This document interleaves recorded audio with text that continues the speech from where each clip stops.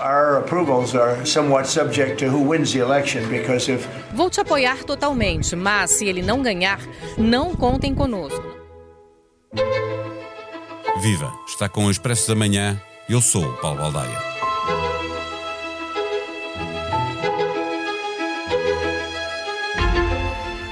O herói de muitos liberais mundo fora, o libertário Javier Milei, a esperança de que o seu sucesso contaminasse a política da América Latina e levasse muitas economias pelo mesmo caminho, está a passar o mau bocado e sem a ajuda de urgência do amigo Trump, a economia argentina podia voltar a colapsar, sem dólares para pagar dívidas vencidas, nem continuar a abastecer o consumo interno com produtos e serviços do exterior. Com altos e baixos, não foi o crescimento económico nem o combate à pobreza que fizeram de Milei um exemplo. Com a sua imaginária motosserra, cortou nos gastos públicos e libertou dinheiro para a iniciativa privada, mas o crescimento do PIB, partindo de um ponto muito baixo, não tem nada de extraordinário. A vitória de Milei foi o controle da inflação, que passou de 211% em 2023 para 118% em 2024, o primeiro ano de governação de Milei, e que deve ficar ainda acima dos 30% este ano. O problema é que este sucesso foi conseguido com uma sobrevalorização do peso argentino face ao dólar norte-americano. Agora que os dólares estão a acabar, só a ajuda dos Estados Unidos pode salvar Milei, que tem eleições no final do mês. Trump aproveitou e avisou os eleitores: ou votam no partido Milei, ou os Estados Unidos não vão continuar a ajudar. Para analisar a economia argentina, conversamos com o professor do ISEG, João Duque, que é também comentador da SIC. Bem-vindos ao Green Eco Resort, um boutique hotel 100% eco-friendly. A piscina é carbon neutral, há chargers para os carros e até as faturas são zero waste. Desculpe? As faturas depois vão por e-mail, menina. Com a Caixa, a transição verde e digital não é só para inglês ver. Conte com o nosso apoio para responder aos desafios de modernização do seu negócio. Saiba mais em cgd.pt. Caixa. Com o banco certo ao seu lado, a sua empresa cresce. Caixa Geral de Depósitos S.A., registada junto do Banco de Portugal sob o número 35. Viva, professor João Duque. Mesmo sendo através do seu amigo Trump, a ajuda ao governo de Milei significa que a economia argentina de facto está de novo a ser resgatada? Pois, vamos ver o que é que isto dá. Para já dá uma ajuda, não é? É uma ajuda naturalmente política a um país que está a tentar implementar, está a tentar ser um laboratório. É um laboratório, aqui é uma experiência muito interessante, a meu ver, porque não sou argentino.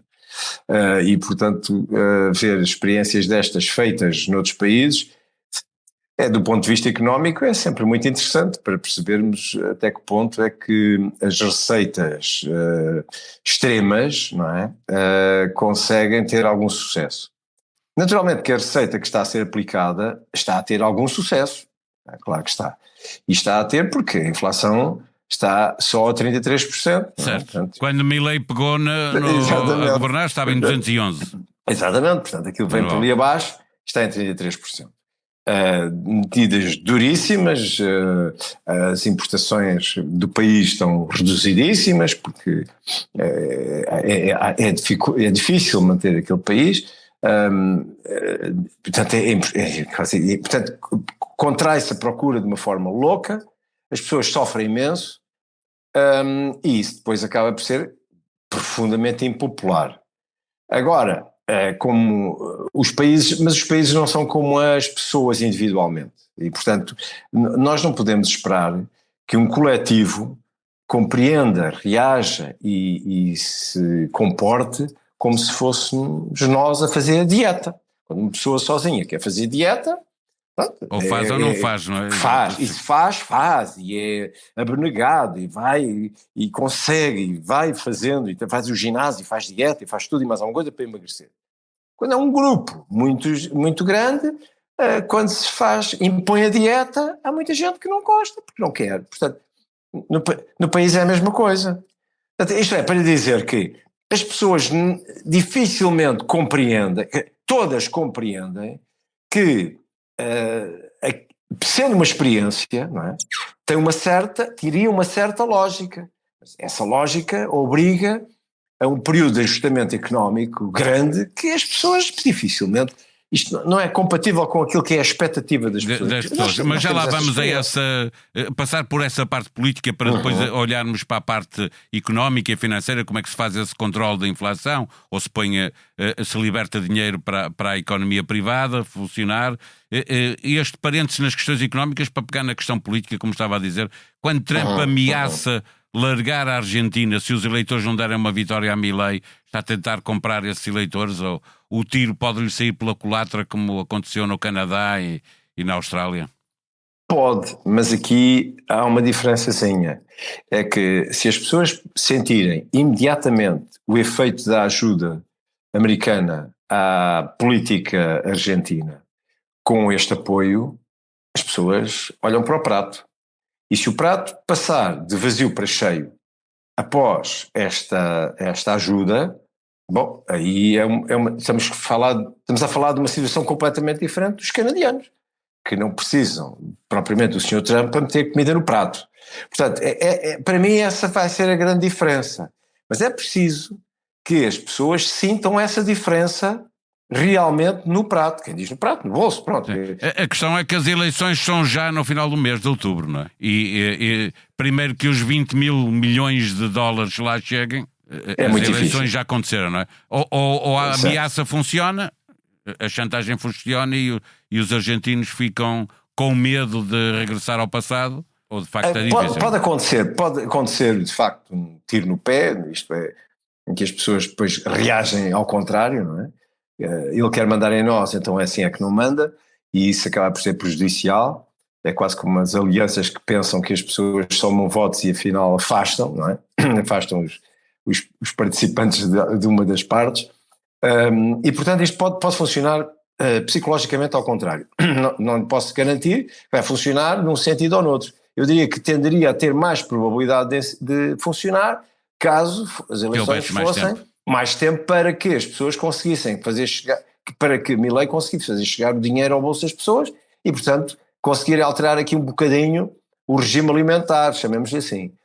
Neste caso é capaz de funcionar mais ao contrário, mas vamos ver, porque de qualquer das formas, para qualquer argentino, a ideia de que agora o país tem dinheiro é animador.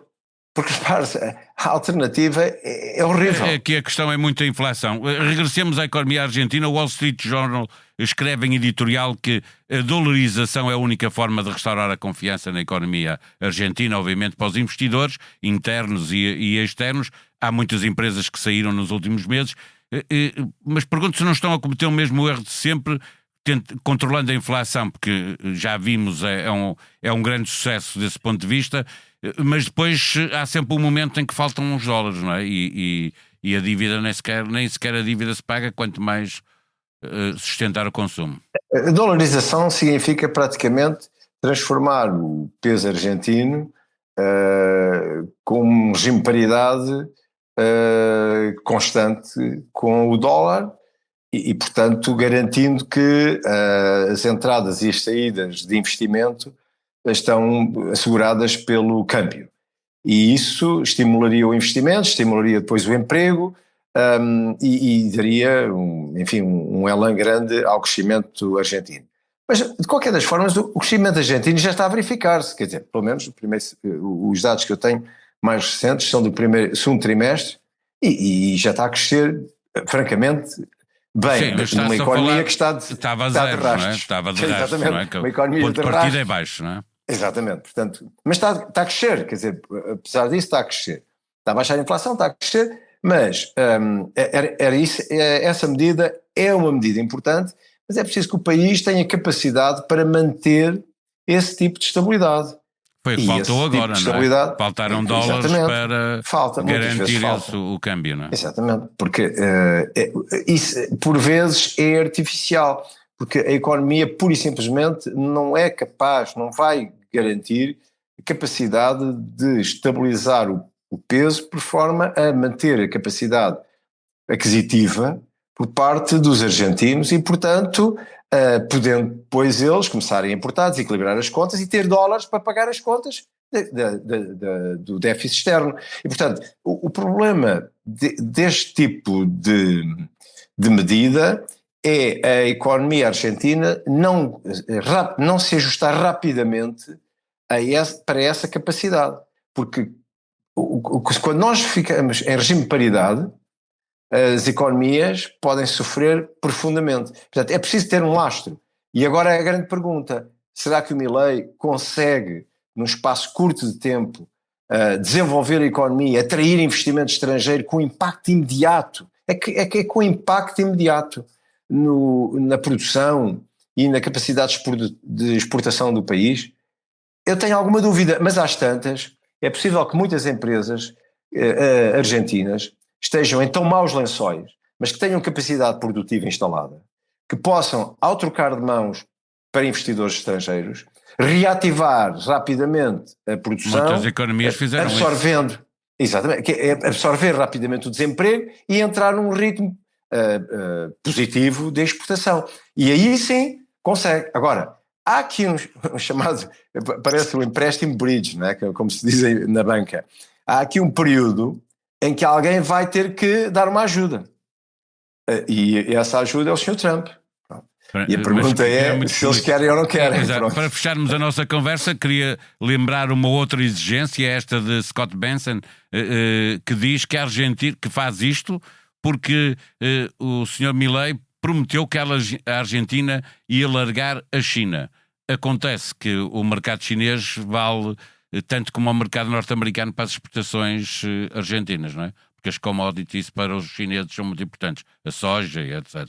Como é que se resolve isto? É só com uma boa vontade da política americana e, atenção, a boa vontade da política americana pode resolver muita coisa, porque apesar de tudo é uma economia gigante. Sim.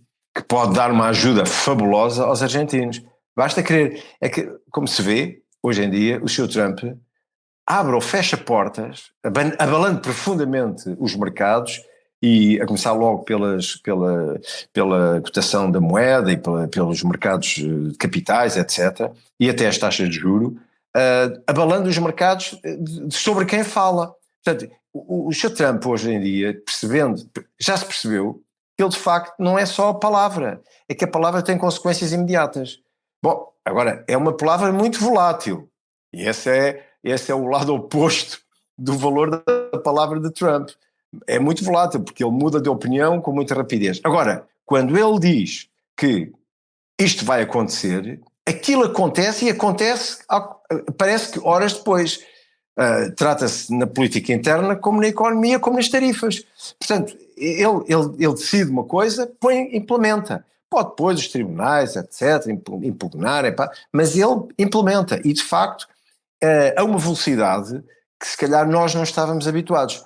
Portanto, às tantas, pode ser aqui a tábua de salvação para a Argentina, e que, olha, bom, no meio de tanta coisa um bocadinho, enfim, problemática do Sr. Trump, ajudar a minha economia a restabelecer-se era um fator muito positivo para a estabilidade até da América do Sul, não é? Porque depois a Argentina, até potencialmente, é interessante ao ser equilibrada, para estimular a economia brasileira, que é próxima de nós em termos, pelo menos, culturais, não é?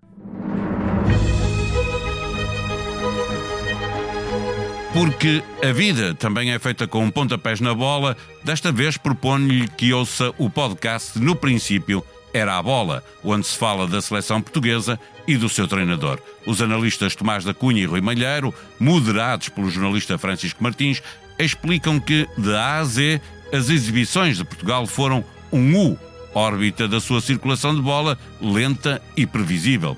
A seleção nacional cometeu erros crassos contra a República da Irlanda e a Hungria, numa janela internacional em que a única coisa verdadeiramente positiva foi o golo de Rubem Neves, dedicado a Diogo Jota. E lembram que a equipa de Roberto Martínez adiou o apuramento para um Mundial onde Cabo Verde já está.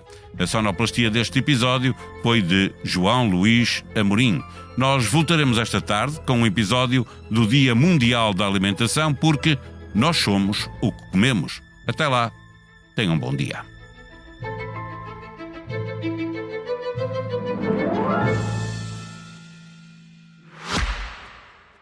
Bem-vindos ao Green Eco Resort, um boutique hotel 100% eco-friendly. A piscina é carbon neutral, há chargers para os carros e até as faturas são zero waste. Desculpe.